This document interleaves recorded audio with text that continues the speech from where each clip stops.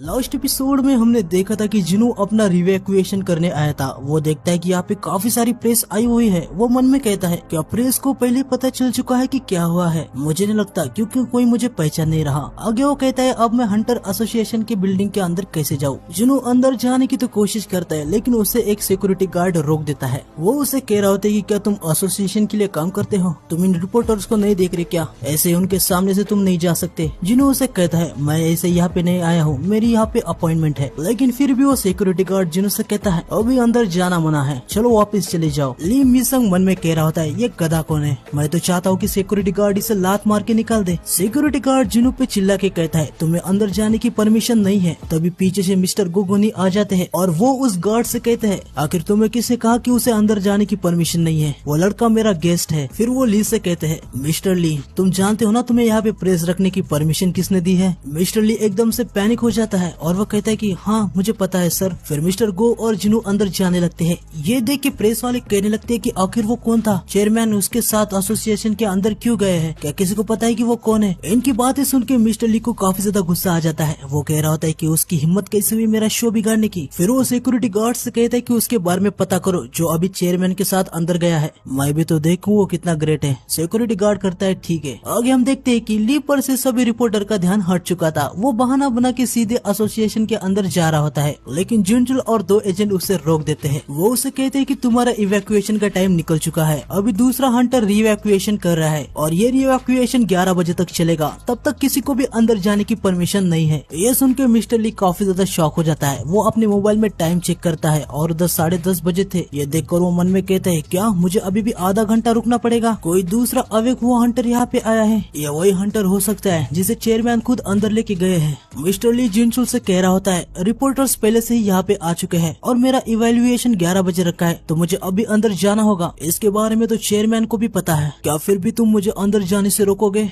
लेकिन तभी ली जिनचुल से धीरे आवाज में उससे कहता है सुनो दोस्त, तुम जानते हो ना मैं कौन हूँ? मैं हूँ ली मिसंग, द ओनली वन ली मिसंग। लेकिन जिनचुल से कहता है 11 बजे तुम्हारा री एवेल्युएशन होगा, तभी तुम अंदर जा सकते हो। मिस्टर ली थोड़ा सा गुस्सा हो जाता है। वो जिनचुल से कहता है तुम्हें पता भी है ना यूजुन कंस्ट्रक्शन हंटर एसोसिएशन का सबसे बड़ा स्पॉन्सरशिप है। मेरे पापा ली वॉन ग्यू उसी कंस्ट्रक्शन के वाइस प्रेसिडेंट है। जरा इसके बारे में सोचो कि हम कितना पैसा एसोसिएशन को देते हैं। तुम्हें तो मेरे सामने झुकना चाहिए। और तुम रिपोर्टर को नहीं देख रहे क्या? उनके सामने तुम मेरे साथ ऐसा बर्ताव कैसे कर सकते हो? क्या तुम इसके परिणाम झेलने के लिए तैयार हो? लेकिन जिनचुल उसे कहता है कि हाँ मैं तैयार हूँ, जो उखाड़ना है उखाड़ ले। ये सुन के ली काफी ज्यादा शॉक हो जाता है। वो जिनचुल को चिल्ला के कहता है आखिर तुम खुद को क्या समझते हो? उस हंटर में ऐसी क्या बात है? जिनचुल अपना चश्मा निकाल देता है और रेज वाली आंखों से उसे कहता है अगर मैंने तुम्हें बता दिया तो तुम इसके परिणाम झेलने के लिए तैयार हो? मिस्टर ली जिनचुल को ऐसा देख के काफी ज्यादा डर जाता है। आगे हम मिस्टर गो और जिनू को देखते हैं जो कि इवैक्यूएशन रूम की तरफ जा रहे होते हैं। उधर बेक और चोई पहले से ही आए होते हैं। हमें पता चलता है कि वो दोनों यहाँ पे 1 घंटे से वेट कर रहे थे। आगे मिस्टर को जिनू से कहते हैं लास्ट यस रैंक के हंटर को अवेक हुए 2 साल हो चुके हैं और ऊपर से हंटर गिल्ड ने तुम्हारी स्ट्रेंथ को देख लिया है, तो वो तुम्हें अपने गिल्ड में लेने के लिए मर रहे होंगे। फिर जिनू और मिस्टर गो इवैक्यूएशन रूम में आ जाते हैं। ये थोड़ा सा अलग रूम है। यहाँ पे एक एजेंट जिनू से कहता है आपकी रिवैक्यूएशन करने से पहले हमें आपकी स्किल को देखना होगा। फिर जिस हिसाब से आपकी स्किल होगी उसको उसी कैटेगरी में सेट किया जाएगा। आप कौन सी स्किल यूज कर सकते हैं? जिनू अपने एक मेज शैडो को समन करता है और कहता है मैं ये कर सकता हूँ। एजेंट कहता है क्या आपने ये समन किया है? क्या आप बीस्ट को समन करने के कैपेबल है? मिस्टर गो जिनू से कहते हैं मिस्टर संग तुम बस इतना ही समन नहीं कर सकते है ना? जिनू समझ जाता है। वो मन में कहता है अब झूठ बोलने से कुछ भी नहीं होने वाला। पहले ही काफी लोगों ने मुझे एक्शन में देख रखा है। मैंने अभी अभी काफी हाई और स्कोप मेरा शैडोज बनाया है, तो ये रहा। जिनू अपनी काफी सारी शैडोज को समन कर देता है और वो इस एजेंट से कहता है मैं ऐसे 100 और को समन कर सकता हूँ। मिस्टर गो, बेक और चोई ये नजारा देख के काफी ज्यादा शॉक हो जाते हैं। आगे वो एजेंट कहता है क्या तुम ऐसे 100 और को समन कर सकते हो? ये तो इम्पॉसिबल है। बेक जिनू को देख के हैरानी से अपने मन में कह रहा था इसके पास तो हद से ज्यादा मैजिक की कैपेबिलिटीज है। जब मैं इसे पहले मिला था तो वो इतना स्ट्रॉन्ग नहीं था। ये तो काफी आश्चर्यजनक फर्क है। मैं उसकी पावर को महसूस कर पा रहा हूँ। उसके सामने मेरी पावर कुछ भी नहीं है। जिनू अपना एस रैंक का लाइसेंस देख रहा था। तभी बेक जिनू से कहता है मिस्टर सन क्या मुझे आपका थोड़ा सा वक्त मिल सकता है? पर जिनू से कहता है माफ कीजिए मेरा कुछ काम काम अधूरा रह गया है, मुझे उसे पूरा करने जाना होगा। जुनू अपना जाने लगता है, तभी बेक जुनू से कहता है अगर मैं तुम्हारी जगह होता तो उस रास्ते से नहीं जाता। पर जुनू को लगता है कि वो उसे काफी अच्छा ऑफर देंगे और वो अगर उनके ऑफर को नहीं लेगा तो उसे काफी बड़ा रिग्रेट होगा। वो बाहर आ जाता है, उसके सामने काफी सारी लाइट चमकने लगती है। इसे देख के जुनू काफी ज्यादा हैरान हो जाता है और न्यूज में बताया जाता है कि संग जुनू नया एस रैंक हंटर है। इससे सबको पता चल जाता है कि जुनू एस रैंक हंटर है। आगे हमें 10 मिनट पहले का सीन दिखाते हैं। अपनी बेइज्जती बचाने के लिए लियो प्रेस के सामने कहता है मैं भले ही लो रैंक का आऊँ फिर भी मैं मैजिक बीट से लड़ूंगा, जिससे मैं अपने फैंस को खुश कर सकता हूँ जो मुझे हमेशा सपोर्ट करते हैं। वहाँ पे वो काफी सारी बकवास की बातें करता रहता है। आगे हम देखते हैं कि प्रेस वाले को कोई कॉल करके बता देता है कि साउथ कोरिया के 10th एस रैंक हंटर की आइडेंटिटी रिवील हो चुकी है। ये सुन के सारी प्रेस बहुत ही ज्यादा शॉक हो जाती है। प्रेस वाले न्यू एस रैंक हंटर की ही बात कर रहे थे। मिस्टर ली भी अपने मोबाइल के अंदर न्यू एस रैंक हंटर की फोटो देखते हैं और उसे तो पता ही था कि वो कौन है। आगे प्रेस वालों को ये भी बात पता चल जाती है कि एसोसिएशन वालों ने इवैक्यूएशन सेंटर को न्यू एस रैंक हंटर के लिए बंद किया है, ना कि लिम मिशन के लिए। फिर हम देखते हैं कि सारी की सारी जो प्रेस है ना वो एस रैंक हंटर के लिए निकल जाती है। मिस्टर लिम बस देखता ही रह जाता है।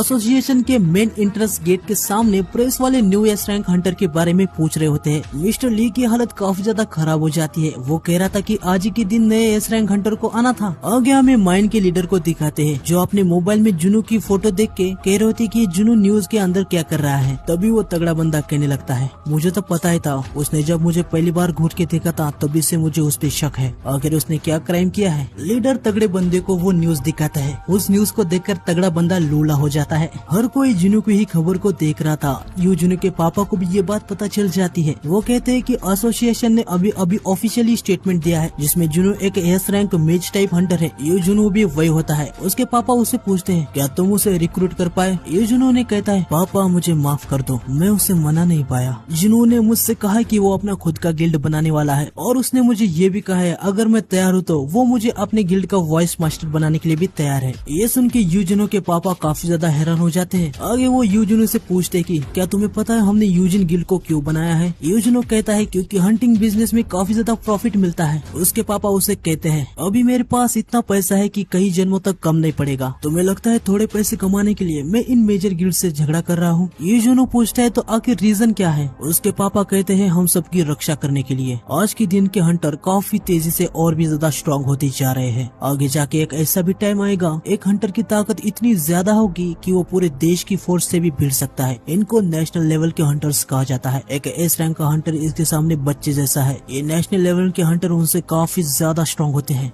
लीगल सिस्टम और गवर्नमेंट पे हम हमेशा निर्भर नहीं रह सकते। मैं एक ऐसा गिल्ड बनाना चाहता हूँ जिसमें सिर्फ भरोसे वाले हंटर ही आए, जिन पे हम ट्रस्ट कर पाए, जिन पे हम डिपेंड रह पाए। और मुझे लगता है कि तुमने पहले से ऐसे किसी एक को ढूंढ लिया है, तो तुम्हें मैं यूजिन गिल्ड का लीडर बनाने के लिए अप्रूव देता हूँ। ये सुन के यूजिन काफी ज्यादा शॉक हो जाता है। आगे उसके पापा उसे कह रहे होते कि गिल्ड को अच्छे से बनाओ, उसे अच्छे से फैलाओ, स्ट्रॉन्ग हंटर्स को जमा करो जिसपे तुम्हें यकीन हो और उनसे अच्छी दोस्ती करो। फ्यूचर में यही हंटर्स तुम्हारी रक्षा करेंगे। यूजिन अपने पापा से कहता है थैंक यू पापा, लेकिन मैं आपके ऑफर को एक्सेप्ट नहीं कर सकता। ये सुन के यूजिन के पापा काफी ज्यादा हैरान हो जाते हैं। आगे वो अपने पापा से कहता है कि मैं जुनू के गिल्ड में जाने वाला हूँ। आगे हमें जुनू को दिखा दे जिसके सामने रिपोर्टर्स उसकी काफी तस्वीरें खींच रहे थे। जुनू मन में कहता है ये मेरे सामने इतने सारे रिपोर्टर्स क्या कर रहे हैं, ये ली मिशन की फोटो क्यों नहीं खींच रहे। आगे मीडिया के सवाल शुरू हो जाते हैं। वो जुनू से पूछते हैं कि मिस्टर संग क्या आप सच में एक ई रैंक के हंटर थे जो एसोसिएशन का एक पार्ट था। अभी आप रीअवेक हुए हैं, ये कोई ऐसी चीज नहीं है जो रोज रोज देखने को मिलती है। आपको कैसा महसूस हो रहा है। आगे हम देखते हैं कि बेक ने फिर से जुनू के कंधे पे हाथ रख दिया था। वो उसे कहता है कि इनसे छुटकारा पाना बहुत ही मुश्किल है, इससे तुम्हें काफी ज्यादा दिक्कत हो जाएगी, आओ हम तुम्हें घर तक ले जाएंगे। पर जुनू अचानक से वहाँ से बहुत ही स्पीड से दूसरी जगह जाता है और साइड में जाके अपना चेहरा छुपा के वो वहाँ से निकलने लगता है। सब प्रेस वाले हैरान हो जाते हैं। वो कहते हैं कि अभी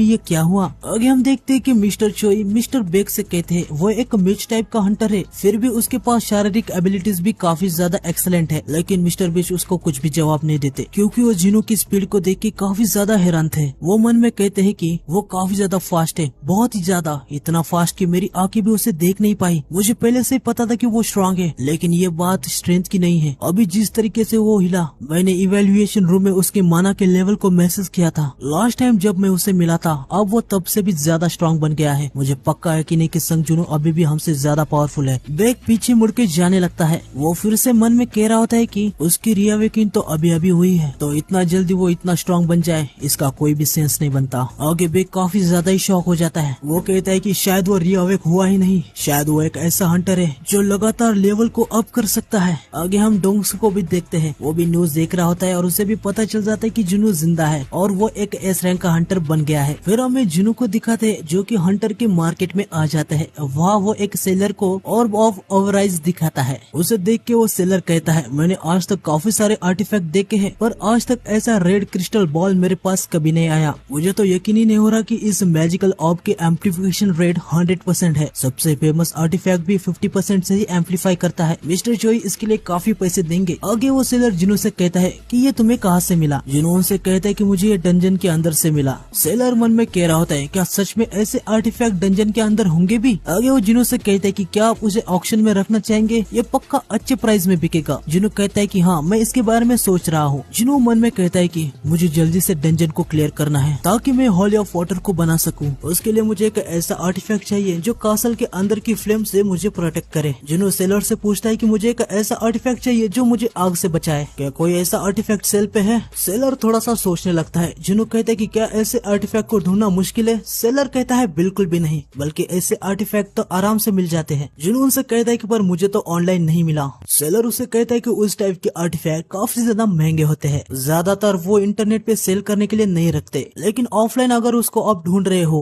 तो वो आपको आसानी से मिल जाएंगे, क्योंकि फायर बहुत ही कॉमन टाइप का मैजिक है जो अटैक के लिए यूज किया जाता है। जुनू मन में कह रहा होता है कि हाँ, ये सही कह रहे हैं। मिस्टर सॉन्ग और चोई जोंग ये दोनों फायर वाला मैजिक का यूज करते हैं। मेरे मेज शैडोज और टस्क भी उसे यूज करते हैं। सेलर जुनू को कहता है कि मेरे पीछे आइए। आगे हम देखते हैं कि सेलर जुनू को उसके इन्वेंटरी में ले जाता है जहाँ काफी सारे सूट होते हैं। सेलर जुनू से कहता है कि क्या आपने पहले ऐसा कुछ देखा है। जुनू से पूछता है कि इतने कम ग्लास के लेयर के अंदर क्या वो आर्टिफैक्ट प्रोटेक्टेड है, और देखा जाए तो यहाँ पे दूसरी कोई सिक्योरिटी भी नहीं दिख रही। सेलर जुनू को बताता है कि ये ग्लासेस माना से इम्ब्यूट है, ये इतने स्ट्रॉन्ग है कि ए रैंक का हंटर अपनी पूरी ताकत से भी वार करेगा तभी ये ग्लास नहीं टूटेगा। जुनू कहता है कि क्या ये सच है। सेलर कहता है अगर आपको विश्वास नहीं तो आप ट्राई करो, और अगर ग्लास क्रैक भी हुआ तो इसके अंदर का आर्टिफैक्ट मैं आपको फ्री में दे दूंगा। जुनू मन में कह रहा होता है, हाँ मैं महसूस तो कर पा रहा हूँ इन ग्लास में माना इम्ब्यूट तो है, पर क्या सच में ये इतना स्ट्रॉन्ग भी हो सकता है। जुनू रेज में आ जाता है और अटैक करने जा रहा था। उसे ऐसा देख के सेलर की हालत काफी ज्यादा खराब हो जाती है। वो जुनू को तुरंत रोक देता है और कहता है कि मैं सीरियस नहीं था, अगर ग्लास सच में टूट गया तो हंटर गिल्ड के इलाइट मेंबर मेरे पीछे पड़ जाएंगे। हमारे ऑक्शन कमेटी ने उनके साथ एक सिक्योरिटी आर्ग्यूमेंट साइन किया हुआ है। सेलर मन में सोच रहा था, इसने तो मुझे खुद को मेज टाइप का हंटर बताया था, तो ये इतना कॉन्फिडेंट क्यों हो रहा है। आगे जुनू उनसे पूछता है कि क्या आपके पास ऐसा कोई वेपन है जो मैं चला सकता हूँ, जैसे कोई ड्रैगर। सेलर कहता है कि हाँ हमारे पास बिल्कुल है, और वो जुनू को वेपन स्पेशलिस्ट के साथ भेज देता है। तभी वो नोटिस करता है कि ग्लास पे एक क्रैक आ गया है। उसे कुछ भी समझ नहीं आ रहा था कि ये कब हुआ। वो कहता है उसने तो ग्लास को छुआ तक नहीं, तो फिर एक क्रैक कैसे आ गया। आगे वेपन का सेलर जुनू को वेपन दिखाता है, पर वो जुनू के पास ऑलरेडी होते हैं। आगे जुनू को पता चलता है कि उसके जो शॉप के अंदर की वेपन है ना, वो यहाँ से काफी ज्यादा सस्ते हैं। इसलिए वो सोचने लगता है अगर शॉप में से वेपन इतने सस्ते हैं तो इस ऑप को यहाँ पे बेचने का तो मेरे पास कोई कारण ही नहीं बनता।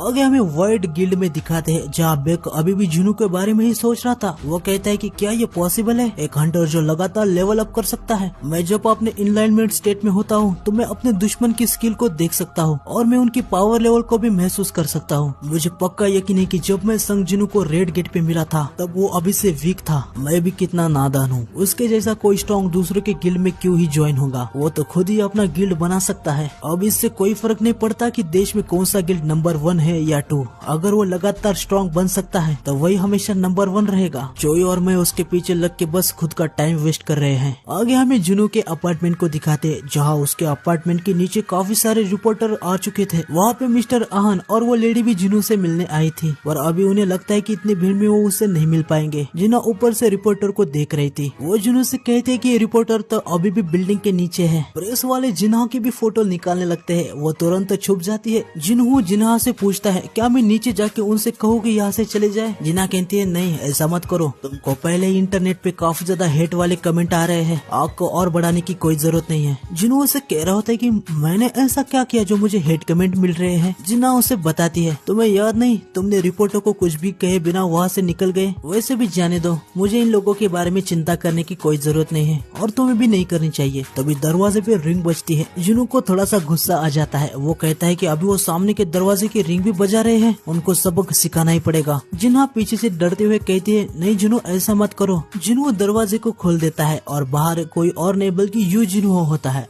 जुनू अपना